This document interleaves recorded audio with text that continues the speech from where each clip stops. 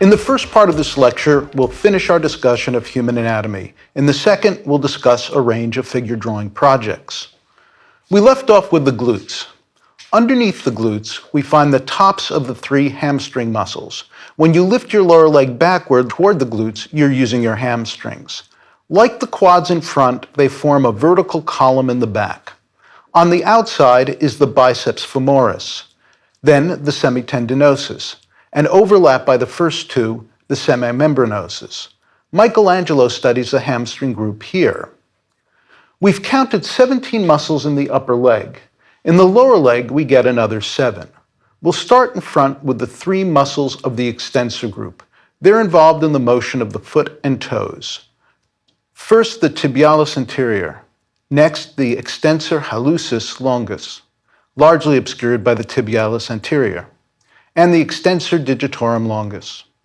In the rear, we have 2 muscles. The gastrocnemius, or calf muscle, it attaches to the Achilles tendon and heel bone, and the soleus, partly overlapped by the calf. From the side, we see 2 more muscles, the peroneus longus and the peroneus brevis.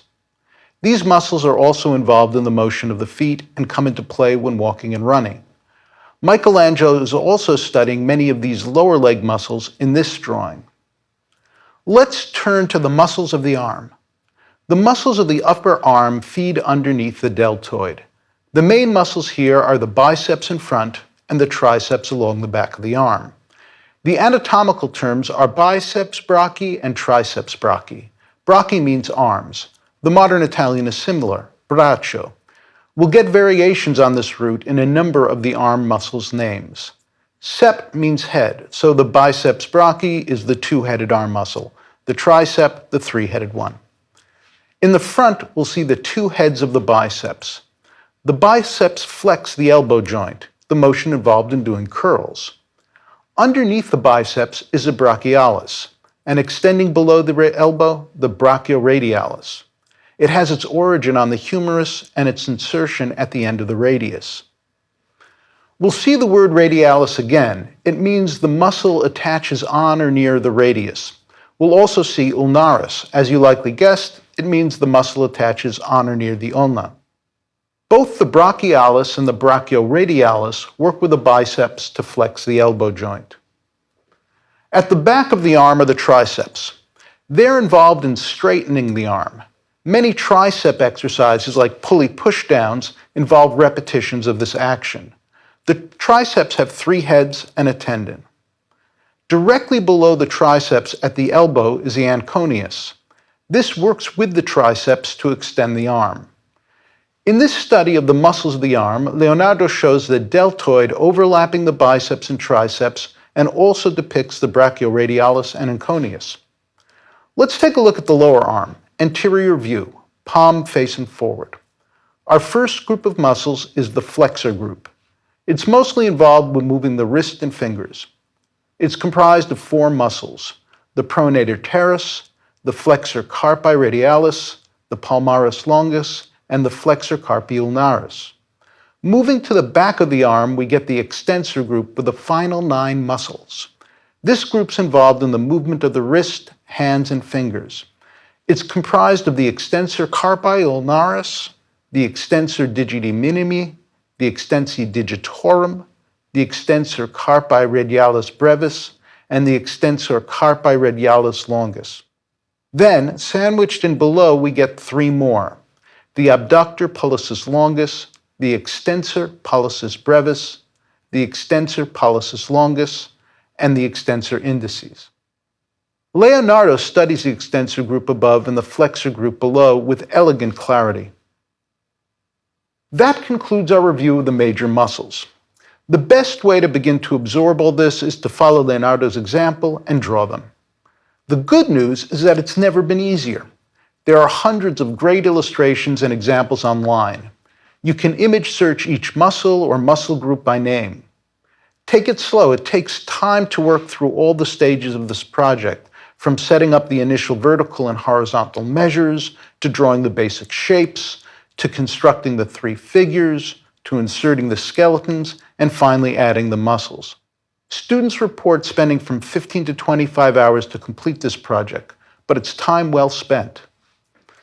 Once you've completed this investigation, you'll have a much fuller awareness of how bone and muscle relate to the figure. But remember, with many figures, we won't see much of either. Bodybuilders and athletes aside, fat and skin obscure the view. And there are places where fat especially collects and forms shapes and bulges of its own. Women's breasts are one example. Overall, fat collects most around the center of the body: chest, abdomen, butt, and hips. Next, the thighs and upper arms. Less again on the lower legs and arms, and least on the hands and feet. These early figurines exemplify the tendency. So let's talk about some figure drawing projects. The first three involve variations on what we've just done. Let's go over the steps. We started with linear measure, 2 horizontal and 3 vertical lines defining the figure's height and the format shape. Next, we divided the vertical measures into head height units and related anatomical events to the scale. Then, using the same scale, we established widths. Next, using the scaffolding, we drew 10 simple shapes to represent the rib cage and upper torso, the pelvis and lower torso, the thigh, the lower legs, the foot, the upper arm, the lower arm, the hand, the neck, and the head. Then we introduced contrapposto. The fourth step involved adding volume through cross contour. First, lines in the long axes to create planes or facets, then ellipses or ovoids to further the illusion. The fifth step involved integrating contour and cross contour to create a greater sense of naturalism. The first variation to try is a standing full-length self-portrait in 3 views. You'll need a tallish mirror for this. The goal is to analyze a figure observationally in terms of measure and to note actual as opposed to canonical proportions. Worth noting that proportion and shape carry a lot of information. We routinely recognize people at a distance without seeing their features. Set up the page as you did in the last drawing. Best to do this without elaborate drapery. You want to be able to see your proportions, so a bathing suit, leotard, shorts, or tank top are all good choices. Next, decide how you want to stand. Think about how posture can be expressive. Are you posing aggressively, timidly, rakishly? Is there contrapposto? Legs together or apart? And where will the arms go? Start with the anterior view. Take the measure of your head with your pencil. Then measure your body height and heads. Next, calibrate the central vertical axis according to this number, and number the head heights. An individual who measures out at 8 heads would divide the vertical axis in 8 equal segments. Someone 5 1/4 head heights into 5 1/4 intervals. Note what occurs at each head height. For example, second head nipples, third head navels, etc. Some individuals measure out evenly, they have an easy time. Some of us don't. The navel could be somewhat above or below the third head. So, when important landmarks don't coincide with a head height, make a line where the landmark occurs with an accompanying annotation. If you're posing with contrapposto, you could include 2 height markings for the shoulders, hips, and knees. Or you could indicate both the upper and lower height with a diagonal line. Once you have your heights established, plot the widths. With the anterior view plotted, carry the measures to your posterior and lateral views. Then, turning your head, add any other measures you need from these views. If there's something you can't see, have someone take a picture and use the photo to clarify. Now, draw your basic shapes in relation to your measure marks. Check the proportions and adjust. Next, volume. Use the same method we used in the last drawing. Remember to draw the ellipses or ovoids relative to eye level. Then integrate the contour and cross contour to arrive at a more naturalistic figure. Let's look at a couple examples of this project at different stages. Here, the proportions have been established through shape, and the measure's been carried across the 3 views. By drawing through, we really begin to get a sense of volume in the figure. In this example, you can still feel the linear measure, shape, and volumes, all still present in a whispered line weight, but we're well along in moving beyond the mannequin-like beginning to something much more naturalistic. Some very good choices here in moving from contour to cross contour. In the anterior view on the left, note how the shoulder, the deltoid muscle, is described by a contour. The same line becomes the clavicle and is now a cross contour overlapping the trapezius behind.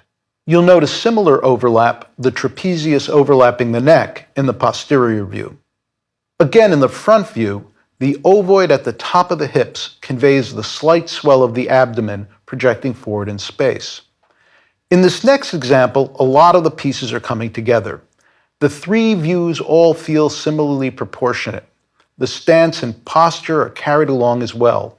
Note the back of the legs at the knee in the posterior view. The three short overlaps rising from the calves really cement the sensation of volume here. The drapery is also being used as cross contour to describe the underlying form. In the lateral view, note the strap moving from the back and disappearing over the shoulder. Adds volume. Last, note how the hair has been analyzed in terms of shape and overlap. Creates form. Let's look at one more. You can still see the vestiges of the underdrawing and how they poke through supporting the drawing.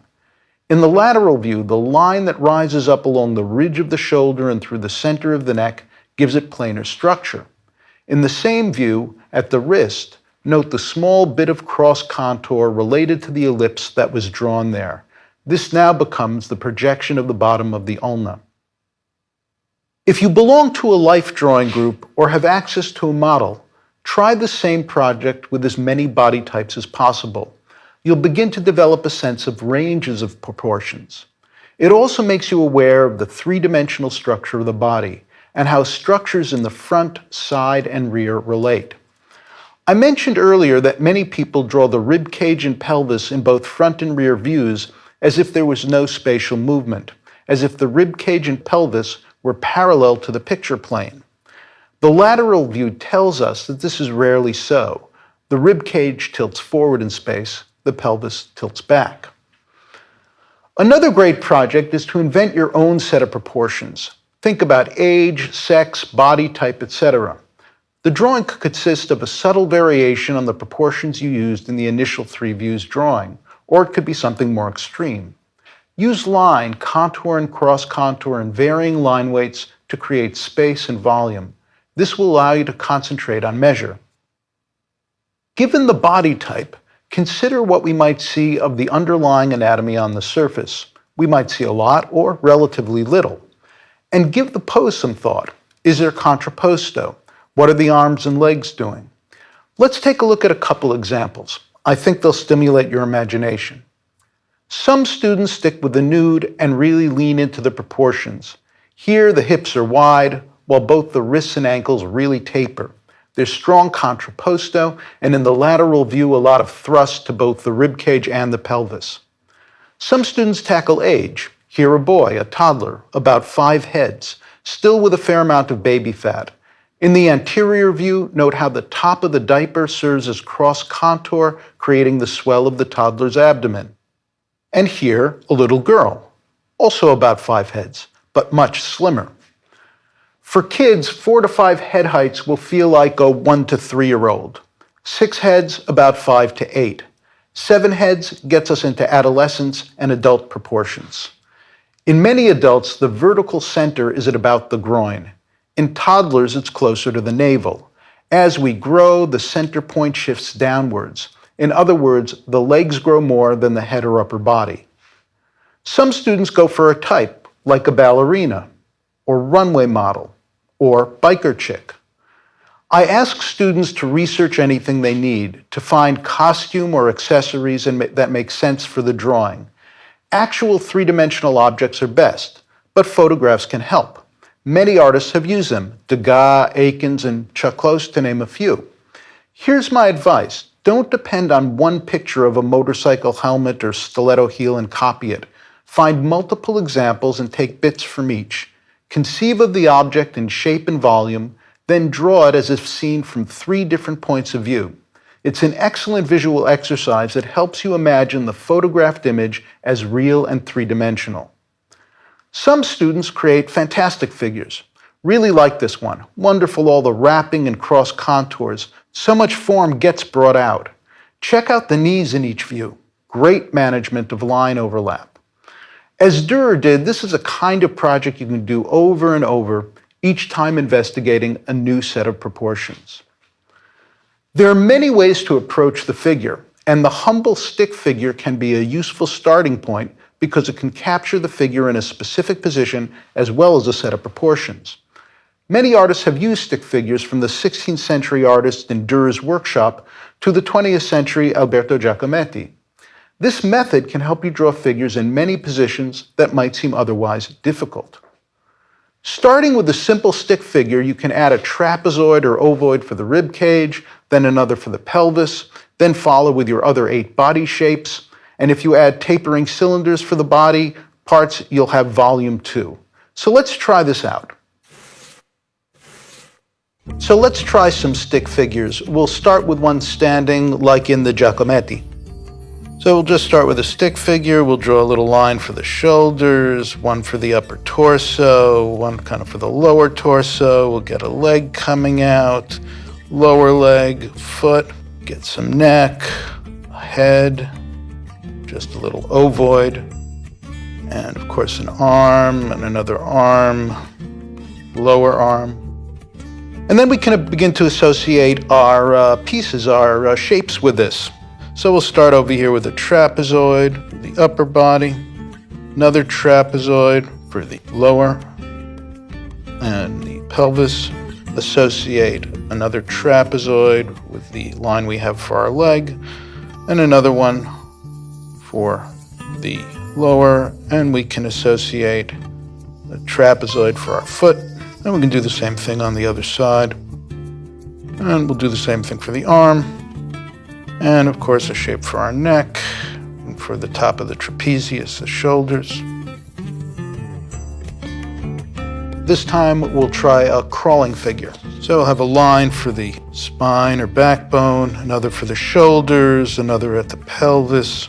We'll have an arm coming out, and a lower arm, and a hand, a leg coming down to the knee, and we'll get the other arm coming out, and we'll get the other leg going back. And we don't have to use those trapezoids. We could use more like ovoids if we wanted to. One for the rib cage, another loosely for the pelvis, something coming down for the leg, another kind of gestural ovoid for the leg and foot. Get that arm coming out, the lower arm down to the hand. We'll get some neck in there.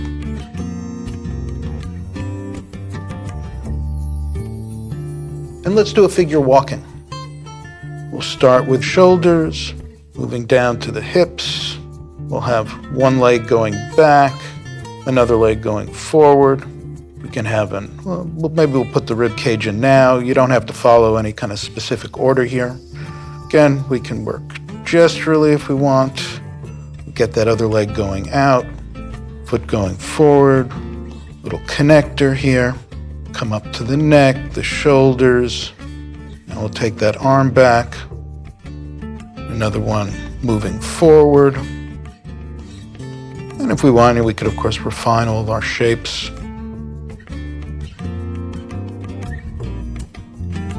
Let's do a final figure sitting down. So I'll start with the pelvis, just a line, a leg coming out this way, lower leg and foot. Same thing over here. We'll come up here to the shoulders, the upper torso shape, and the lower torso shape. Build some legs here. And we can go back to our stick over here. Get the arms folding over the chest. A neck going up to our head. And we have a figure seated.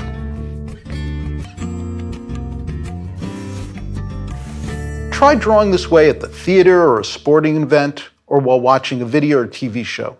People move. There's rarely time to get details. But if you use this kind of shorthand, you can often capture enough so that you can build on the visual note.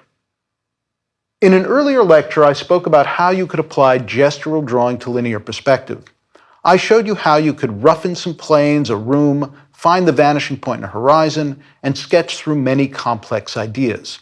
If you combine stick figures with linear perspective and a gestural approach, you have a ready method for quickly drawing complex figures and environments, both from observation and from your imagination. That's just what Giacometti's doing here. The three figures read in scale and in space because they're drawn in relation to a vanishing point. The space itself, a street flanked by buildings, is a classic box, same as the room in Leonardo's Last Supper. So try this too. Try drawing figures in an environment using stick figures with a gestural approach supported by linear perspective. Try it both from your imagination and from observation.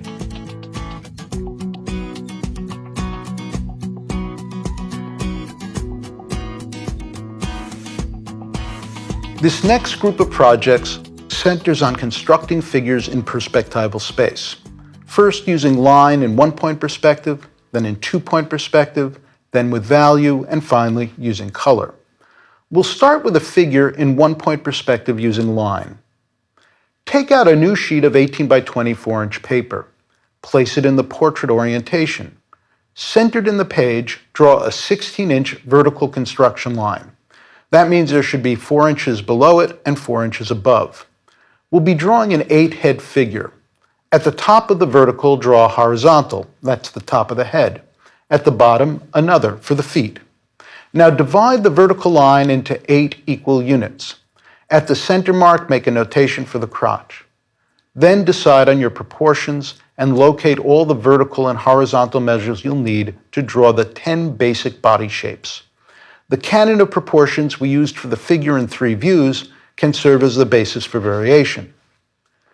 We'll be drawing a figure in an interior, so while considering proportions, consider who this is: sex, body type, age, posture, and pose. Begin to imagine the person as someone particular. Take your drawing to the point where you've blocked in the shapes, but don't move to volume yet, because I want you to bring in linear perspective before you do. Imagine that your figure's standing centered on a rug or carpet. The goal is to determine point of view, and the carpet, once drawn, will give us eye level, the horizon, and a central vanishing point.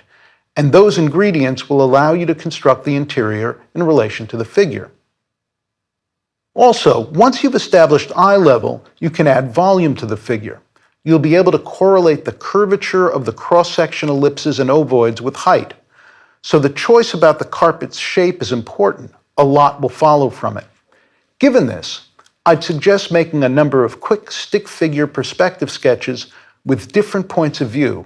One, let's say, where the carpet is quite oblique. That represents a low eye level, and others where the eye level is higher. And this isn't just a technical choice. Eye level establishes whether we're looking up at someone or down at them or looking them straight in the eye. It's a meaningful decision, so you could place the horizon first and then draw the carpet based on that. Here's an example of a drawing just past this stage. The carpet's been placed, volume's been brought into the figure, and a room with the sofas under construction. This is the seminal point. You want to take some time to look everything over carefully. Make sure you're satisfied with the way the major planes sit in your composition. The next part requires your invention. What kind of room is it? What's in the room? What's the figure doing? In this example, the rug's been turned into a yoga mat with a figure to match. Another, a runway model. Another, a nude in an ornate home. All the objects in the room, the plants, the fireplace, the divan with a cylindrical pillow, are constructed using volumes related to a vanishing point, as is the figure itself. Find examples of the kinds of things you want to draw: windows, chairs, clothing. If you're using photographic sources, really use them. Let the photographs suggest how you could construct the given object using geometric solids, then build them from the appropriate point of view related to the vanishing point and horizon. That's not copying a photo, it's analyzing the visual data in a photo. After completing this project, try it again, but this time starting with stick figures and gestural studies to work out an original composition from scratch. Here are some examples. Many people would likely think a drawing like this of a girl sitting in a library staring out a window would have had to have been drawn from observation. It has obvious hallmarks of naturalism, but with the appropriate knowledge, you can draw things like this from your imagination. This is a wonderful example. Great control of line weight and detail. Both make the couple the focal point. Also, great use of cross-contour in the figures, giving us lots of volume. The floor pattern really makes that plane lie down. And note the window and shoes reflecting into the floor, giving it a sheen. This example takes us in a more fantastic direction. One of the things I really like about this drawing is the specificity of the environment, the underside of the highway and the piping running along the slanted surface. And this goes in a more cartoonish direction. The same set of principles can be applied in many different ways. This is when drawing really gets to be a good bit of fun, when you can begin to draw the things you want the way you want. Brings me back to the Aikens. You likely see how many different things he had to consider in making a drawing like this. And at this point, you're able to wrestle with many of these same pieces to make the drawings you want to make. That leads us to a couple variations on this project. It wasn't at all uncommon for Aikens and many other artists to build things up in steps. There's an excellent 2001 book on Aikens. It included several essays, including one titled The Camera Artist by W. Douglas Paschal. Paschal writes, from his training at the École des Beaux-Arts, Aikens had learned to see paintings as accretions, as collections of parts to be worked up in succession from sketches, memory, and life study. For these projects, the camera and its products were merely tools like any other, a complement to the perspective drawings, costume sketches, sculptures, oil studies, and handwritten notes that contributed their respective parts. The essential idea is that a painting or a drawing can be built up in steps using a variety of sources. A figure study, a photograph, a perspective drawing, and that the drawing is arrived at through the process of making several drawings. So, here's the variation. Take a figure study you've done from observation, a self-portrait or something from the model. Full-length figure is best. Think about how you could use it as a basis for a drawing of a figure in a specific environment. Use the figure drawing any other objects and any photos you need, combined with what you know about composition and perspective to make a wholly new drawing. And you could do the inverse. Do a study of a place from observation, a landscape, a kitchen, a parking lot, the inside of a mall. Then use that as source material. Ask yourself what's going on there, then invent your figures. You may find that to do the drawing, you have to make a series of drawings to discover what you need to know about all the pieces. Many artists have done just that. Once you've done a figure in one-point perspective, try it in two-point. Start with small gesture studies. It's often easiest to start with the corner of the room first. Place your horizon and vanishing points, then rough in the major planes. Next, draw enhanced stick figures in relation to the large planes. Remember to think compositionally. It's best to do your small sketches in a smaller format shape within a larger page, because in two-point, the vanishing points need to be spaced relatively far apart. It's common for one or both to be located outside the drawing's format. The small drawings will help you set this up in the larger drawing. Here's an example. The drawing's a vertical rectangle, but the page is in the landscape position. This allows for the vanishing points to be placed far right and left, almost at the edges of the page. Let's take a look at a couple other examples. Some of the engaging things to experiment with include the type of figure and type of place. Making things specific, like the girl's age, hairstyle, and the windows, lends believability. Narrative is something else to explore. Many drawings with figures are in some sense telling a story. So ask what's going on, what's the person doing? Here, trying on clothing in front of a mirror that's outside the drawing. Here, a couple at an outdoor cafe. This is a more elaborate narrative. We get the skis and the guy with a broken leg, then the wife or girlfriend helping out, stretching to get a book from the high shelf. And you can embroider on reality. Here, girls with tails and pointy ears living an otherwise middle-class life in the burbs. Or the figures and the place can both be inventions. You'll likely remember this figure from earlier. Many people who draw begin to find figures, places, and situations that they want to investigate and repeat. And that's a great thing. That's why and how artists develop bodies of work, groups of works that are related. It's all about finding things that compel you to play with their possibilities. Remember, a room's like a block or box seen from the inside. All the things we find in rooms, including the figures, can be conceived of abstractly, built on permutations of blocks, spheres, cylinders, cones, and the like. Next, try this using value. One idea is to take one of the drawings you've done in line and use it as a model. The utility in this is that you've already solved a whole set of problems, subject matter, composition, proportion, etc., so you can really concentrate on the new challenge, value. Remember, shading is just one small part of what value does. Think mood and hierarchy first. In terms of contrast, you'll likely want the most important figure to get the highest contrast, the walls the least. Let the shading happen within that, and when applying the effects of light, remember to imagine a direction for your light source. The specifics of the place can contribute an enormous amount to a drawing, as can the handling of the material, the texture. Then try color. Consult the color studies you did. Imagine how this last drawing would look in this palette, or alternately in this one.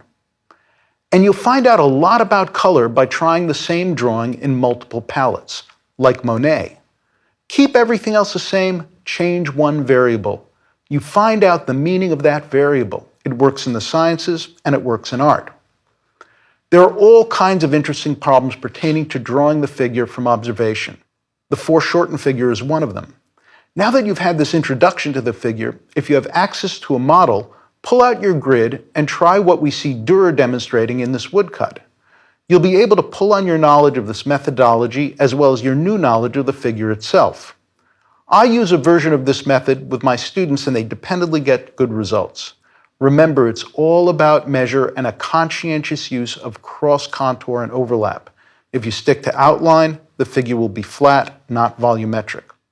When drawing the figure, there are a couple things that help you avoid common pitfalls. First, start with a hole. Some kind of linear measure or aggregate shape placed in the page. This lets you control composition and lets you avoid the beginner's problem of running out of room, falling off the page, and work from the general to the specific. The other way to say this is, at least most of the time, starting with details invites problems. Hard to keep the proportions and composition together. Also, remember, the figure's three-dimensional. Everything has X, Y, and Z coordinates. Regarding anatomical knowledge, use it as an aid in drawing your figures.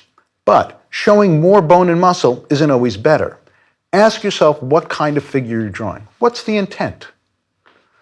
Toward the end of this lecture, in discussing some of my students' drawings, I foreshadowed where we're going in the final two lectures. Now that you have a number of tools at your disposal, the question becomes, what do you want to draw and how do you want to draw it? So we'll take a look at these questions and some options in the final lectures. I hope they'll give you a sense of some possible directions after all the hard work you've done.